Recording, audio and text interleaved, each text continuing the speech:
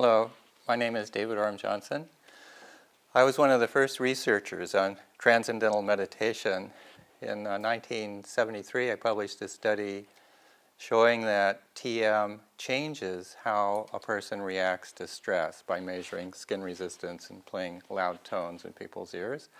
I found that they recovered faster, and I found that the background level of internal stress was less. Since that time, I've had various research-related roles and positions. I was director of research at Maharishi International University, and I'm currently the research desk for the Maharishi Foundation. Besides doing research myself, and I have published 100 studies on the physiological and psychological effects and sociological effects of TM, I also was involved in collecting research, and so I was the editor of Collected Papers, Volume 1 and Volume 5 of Transcendental Meditation. There are now over 600 studies, which have been published in over 200 universities and research universities around the world. So what I want to talk to you today about is just summarize some of that research for you with the angle of what would be the benefits of practicing transcendental meditation for the social worker herself, and then secondly, what could she recommend it to her clients for? What could she say what kinds of problems would TM address in her clients? So let's begin with the question, what is meditation? Is it a way to relax? Is it a technique to promote health, vitality, and longevity? Is it a means to develop creativity, IQ, and peak mental performance? Or is it a path to inner peace and enlightenment? And I think that what we will see, going through some of the research, is that it's all of these things and more. This slide summarizes the benefits of the transcendental meditation technique for the social worker herself. What I'm going to show you is research that shows that you will become more rested, it will reduce your stress, it will reduce your burnout, and it will increase brain integration, it will improve health, improve resilience, and increase self-actualization. And this will allow you to do your job better, to be more compassionate, to be a more effective listener, to have clearer thinking, to make better treatment plans, and to be more involved in relationships and family and problems of your clients and with your clients directly. You know, there's a story that if you want to save someone from drowning, you need to be able to swim. And otherwise, you may have all good intentions, but if you can't swim and someone's drowning and you jump in, you just have two people drowning. So the social worker is jumping into great pools of problems, and so you have to be extremely strong. And so to be a better social worker, you have to get rid of your own stress and become more resilient. Secondly, what I want to cover today is that the benefits of the transcendental meditation technique for your clients. And first of all, you will see all of the same kinds of benefits that the social worker herself would have. You will see that there's a lot of research showing that TM addresses the kinds of problems that your clients may be having, such as anxiety. It decreases anxiety, it decreases PTSD symptoms, decreases drug use, drug abuse, decreases alcohol use, decreases cigarette consumption, it improves relationships, and it helps a person think more clearly so that they make better decisions about their lives. So let's begin with looking at the different kinds of meditations that are out there. You see that most meditations, you may have heard of mindfulness or focused attention meditation at the top of the slide, or open monitoring of your thoughts. Those kinds of meditations work on the level of thinking. What distinguishes the transcendental meditation technique is that it takes the mind from active thinking level to a pure silent level within yourself, called the source of thought or pure consciousness or transcendental consciousness. And the whole process is completely automatic, and it's called automatic self-transcending. It actually transcends the technique. You start with the technique, but there's no effort to hold on to it. It's a very subtle but innocent and spontaneous technique for allowing the mind to just settle down to quieter levels. And when the mind settles down, the body gains deep relaxation. EEG studies show that your brain becomes more integrated, and it creates a unique state of restful alertness. Now, if you see the next slide, illustrates the different kinds of effects on the EEG that these three main kinds of meditation have. Focused attention meditation is focusing on something specific. It could be anything. Often it has people focusing on their breath, or it may be focusing on a particular thought, or it may be focusing on some external thing like a spot on the wall. And when you focus, what's known is the brain waves are very fast. It's called gamma EEG, and you see those sort of, looks like static, very high frequency EEG waves. Open monitoring, also known as mindfulness meditation, involves watching the stream of your thoughts without any particular judgment about them, being non-judgmental about your experiences.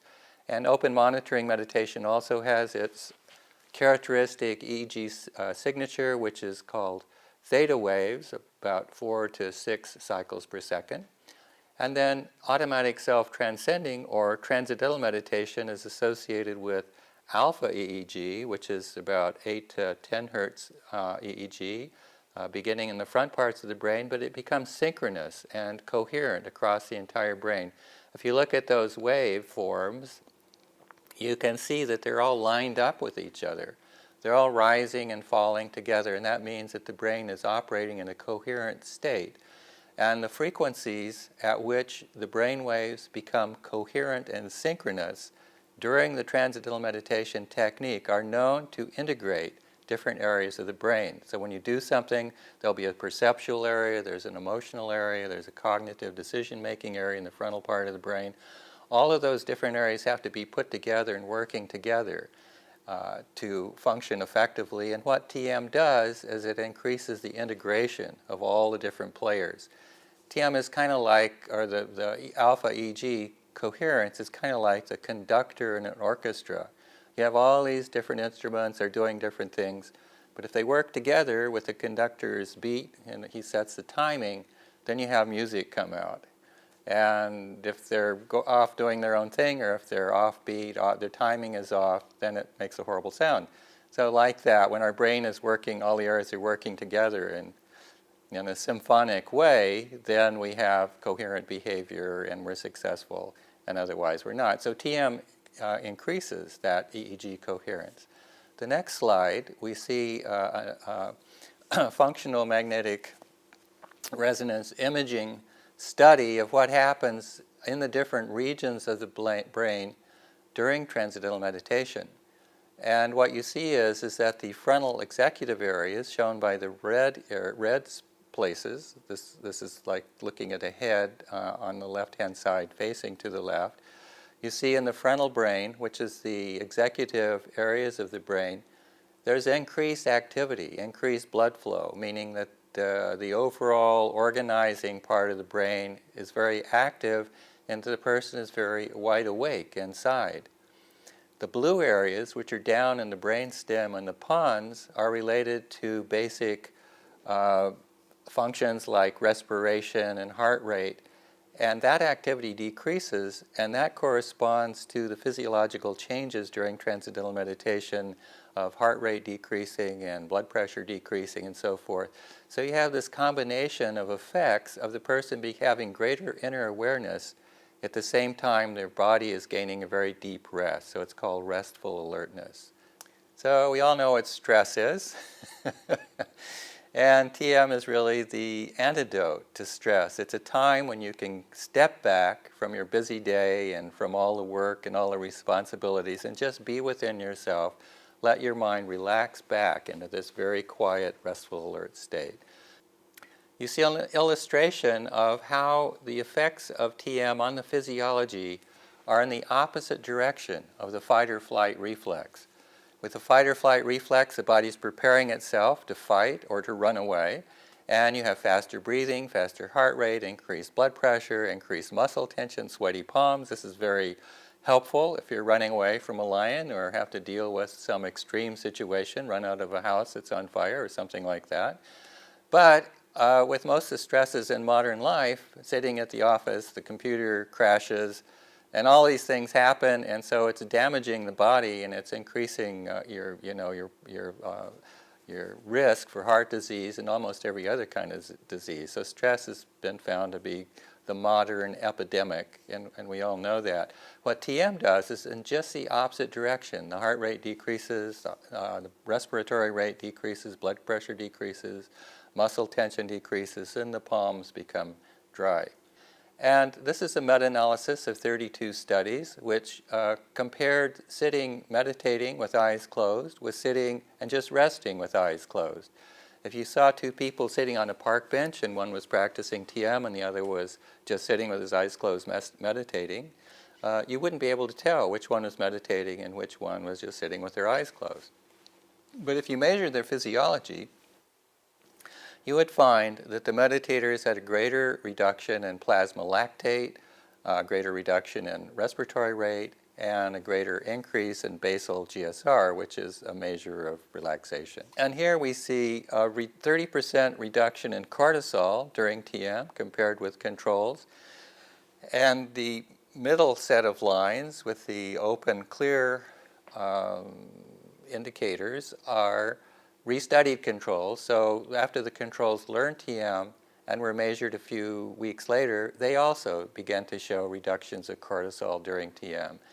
So cortisol, as you know, is a major stress hormone, and so other studies have found that TM reduces cortisol not only during the period of meditation, but also outside of meditation, that long-term meditators tend to have 30 to 40% lower levels of cortisol throughout the day and also throughout the night. So this is a very powerful reduction of stress. Next slide shows reduced burnout. This study was actually done with teachers, but it's really social workers or teachers in a way, because you're trying to teach a population how to organize their life in a better way that they will have fewer problems. So this study showed reduced depression, reduced perceived stress, and overall reduction in teacher burnout in those who learn transcendental meditation, and this was a randomized controlled trial. Now we talked about how TM changes sort of the physiological parameters that are related to the stress response, but it also changes the integration of the brain. And the kind of brain changes that it produces have been associated with the most successful kind of people in the world. Studies have shown that TM increases brain integration on this particular scale, and then the same scale was used to find that world-class athletes have this kind of brain integration compared with ordinary athletes, have more of it, and top managers have higher levels of brain integration. Common theme across professions was that they all had this style of brain integration. It's not specific to meditation at all. It's specific to doing well, having a well-functioning brain. Next slide shows some of the correlates that have been found of increased brainwave coherence. Greater self-awareness, increased inner directedness, improved neurological efficiency, increased moral reasoning, increased creativity, increased intelligence, improved concept learning, increased emotional stability, decreased anxiety, decreased neuroticism. So as the brain becomes more orderly, then all the cognitive abilities are improved, like the orchestra playing more beautiful, harmonious music, and various problems just kind of melt away. The summary of 3 randomized controlled studies, this was on secondary and vocational school students, but it really applies to everybody. And the study showed that compared with napping or compared with just sitting with usual treatment, in this case it was usual school curriculum, or compared with a contemplation meditation technique where the subjects were contemplating the meaning of something, the meaning of the Tao, T-A-O, the meaning of the Tao, that compared with those other kinds of relaxation, those who practiced TM had increases in creativity, this was over 6 months or to a year, increased practical intelligence, that's the ability of having emotional intelligence, something that social workers really need, the ability to read people and to respond appropriately, Increased field independence, what's the ability to find something that's hidden, a hidden target. That is, the application of social workers would be able to see through complex situations to what's really relevant. Increased mental efficiency and increased fluid intelligence. Fluid intelligence is the ability to think intelligently in novel situations that you haven't had a chance to deal with previously. So coming up with new ideas, new solutions, and certainly a social worker is constantly being challenged by new situations. So fluid intelligence would be really important to have. So a study by the American Heart Association found that the transcendental meditation could be recommended for reducing blood pressure, that physicians could recommend transcendental meditation for reducing blood pressure for individuals who had blood pressure over 120 over 80, which is fairly low. So almost everybody should practice TM for prevention, if not to reduce their hypertension. The study also found that TM was the only meditation practice, including mindfulness-based stress reduction, that has been shown to lower blood pressure. And they said because of the many negative studies or mixed results and the paucity of available trials, all of the meditation techniques, including MBSR, received Class 3 no benefit level of evidence C recommendation. That's doctor talk. You probably are familiar with that. And another study, actually 10-year study on average, they followed people over 5 years. Was a study of heart patients with coronary heart disease.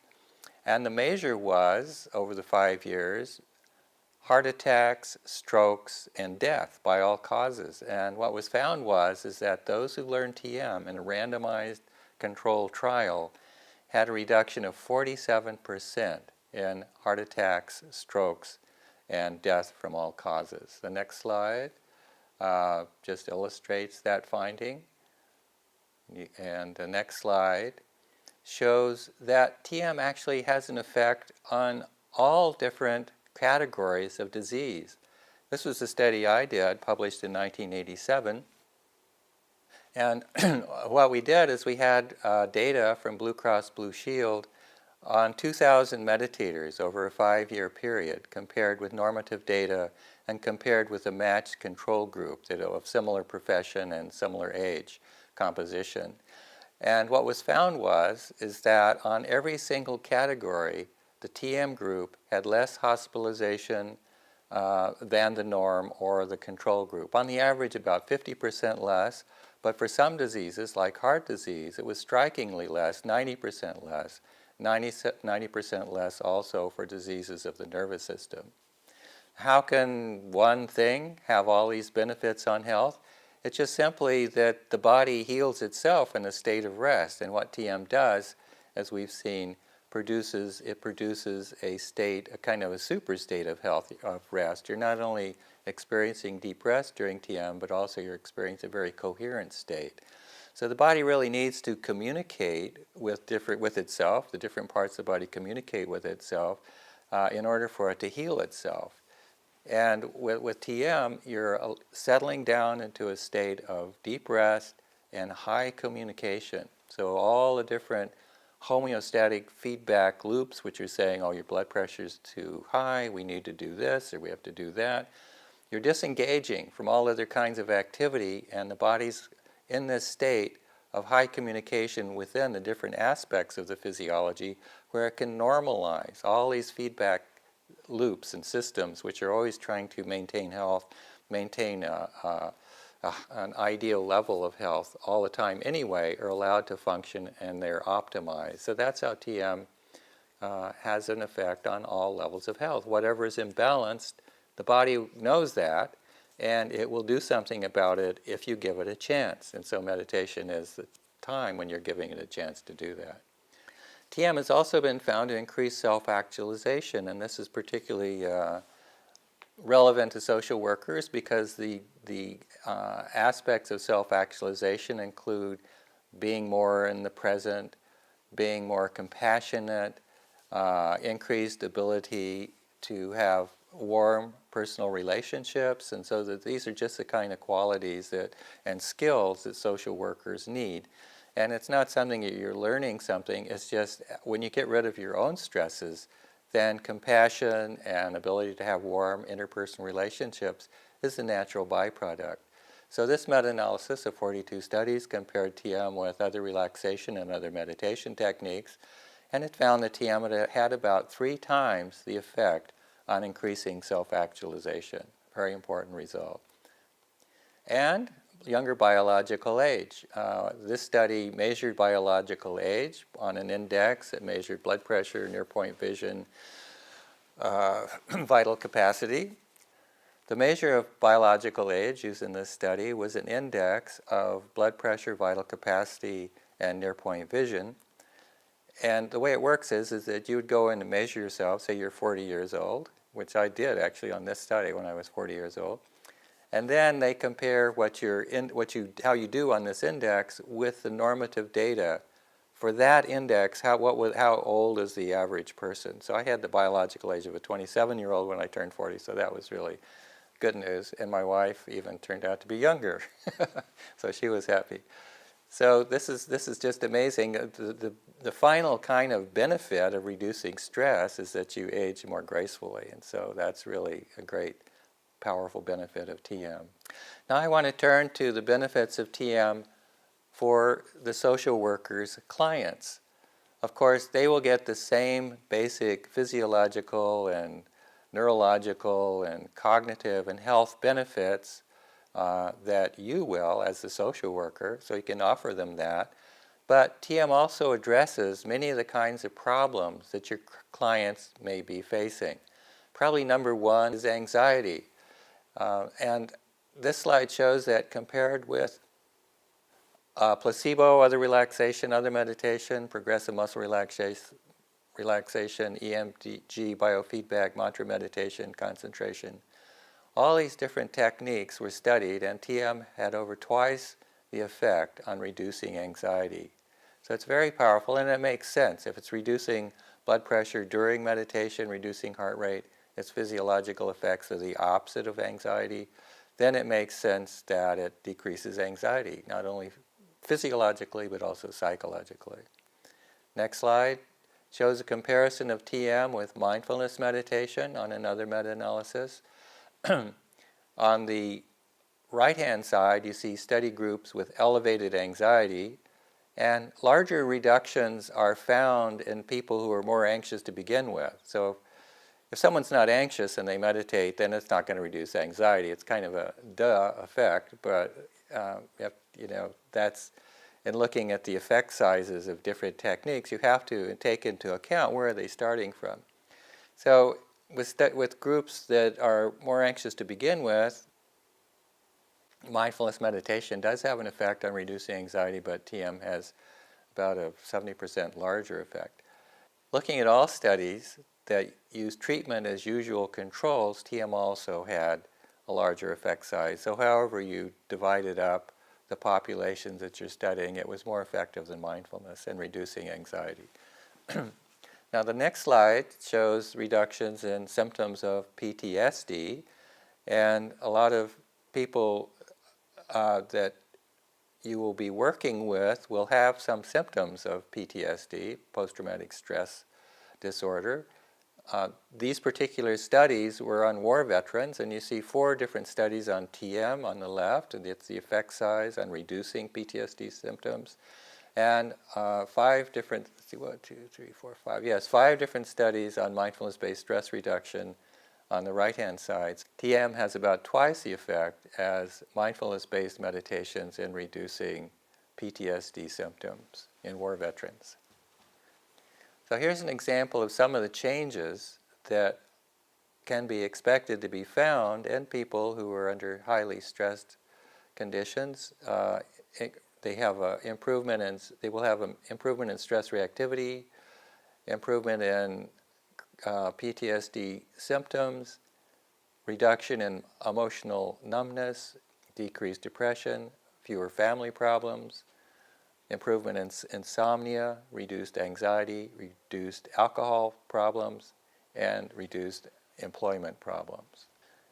TM has also been shown to be very effective in decreasing drug abuse. This is a meta-analysis of 70 studies comparing TM with peer influence interventions and with preventative education interventions.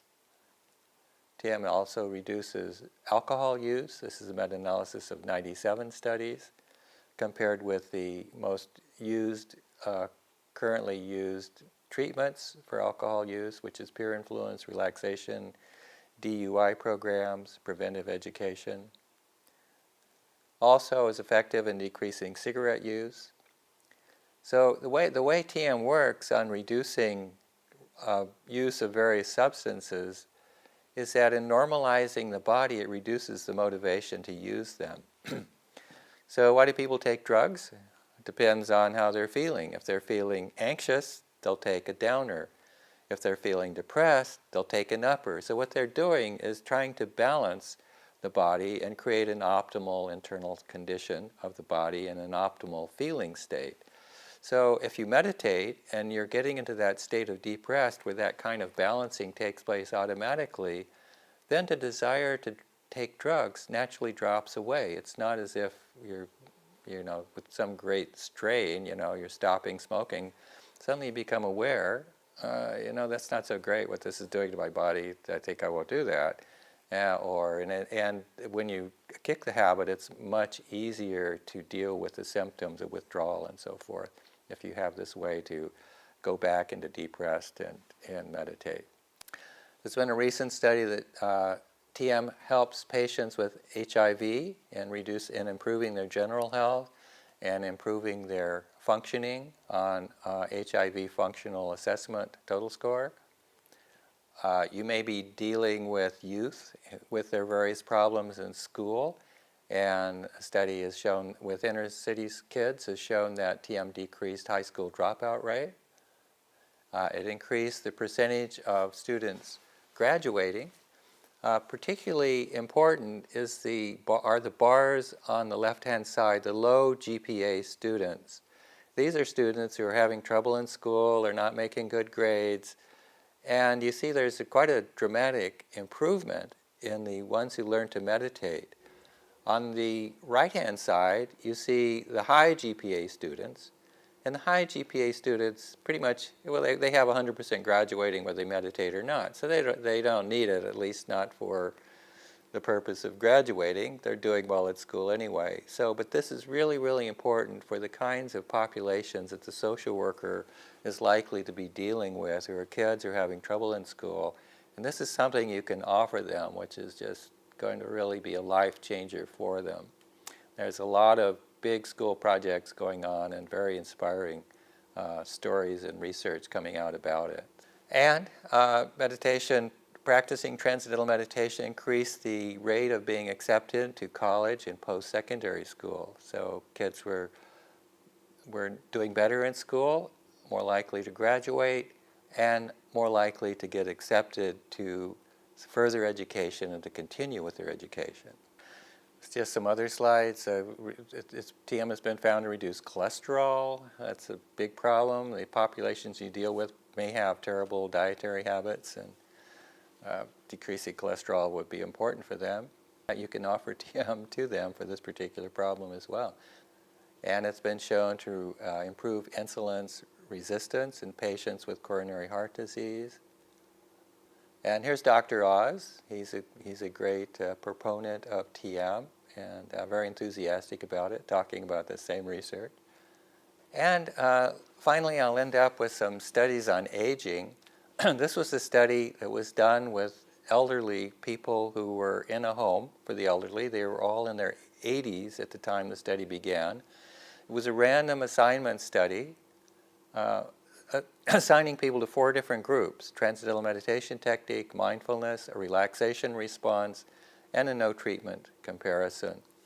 And this first slide shows just on feeling less old, a self-rating scale, which is really, when you're aging, probably one of the number one things you're interested in is you want to feel better. And the meditators felt better. TM actually improved how old they felt. They felt less old. But they also changed on objective measures like cognitive flexibility. As we age, we tend to forget and the cognitive decline, but TM reduced that decline, so they actually, on ability to do new things, have that flexibility, they improved on it compared to the other groups. And improved association learning ability, that is a measure of memory, the Wechsler memory scale, they actually improved on memory compared to the other groups. Decreased systolic blood pressure compared to the other slides, so this is great. It's a risk factor for heart disease. And increased longevity. At the 3-year point on this study, 100% of those who were randomly assigned to learn TM, it wasn't self-selection, but just by a flip of a coin, they were put into that group, all of them were still alive. And 10 to 30% of the people in the other groups died in that 3-year period, which is not unusual. They were on average 83 at the beginning of the study. So and then a follow-up, the next slide will show a 18-year follow-up of different randomized trials. What the study did is it followed up the subjects who were in these blood pressure studies. Some very good NIH-supported studies have been done on hypertension with TM. And these are people, in one study they were in their 80s, another study they were in their 50s. And following up over a 20-year period, looking at actuarial statistics, you could look up on mortality statistics and find out who's still alive, who died. And so what you see is the blue line, there's a higher percentage of people who are still surviving as the years are going by. So on the vertical axis, you see the cumulative percent surviving. So it starts out 100% are alive at the beginning of the study. And out to about 10 years, they're going from, say, and some of them from 80-year-old to 90-year-olds, many fewer meditators are dying than the ones who were randomly assigned to these other groups, and usually the control group was health education. But then after a while, after 15, 20 years, the Grim Reaper wins out. Everybody dies. But on average, the meditators lived over 2 years longer and at a much higher quality of life. This is really an important thing. I told my mom, you should meditate because it's going to increase your longevity. She said, who wants to live longer? I said, but Mom, you'll be more creative, feel less old, you'll have greater flexibility. So it's really important. You're not only going to be living longer if you meditate, but you're also going to have a higher quality of life. So what is meditation? Is it a way to relax? Yes, definitely. Is it a technique to produce health, vitality, and longevity? Certainly is. Lots of research shows that. And it's also a means to develop creativity, IQ, and peak mental performance. And it's a path to inner peace and enlightenment. Maybe we'll talk about that at another time. So thank you very much for your attention. And I hope you've learned transcendental meditation yourself as a social worker and experience the benefits for yourself personally and in your ability to do your job and to have something really great that you can offer to your clients to help them, give them a tool whereby they can cope better with their lives. So thank you very much.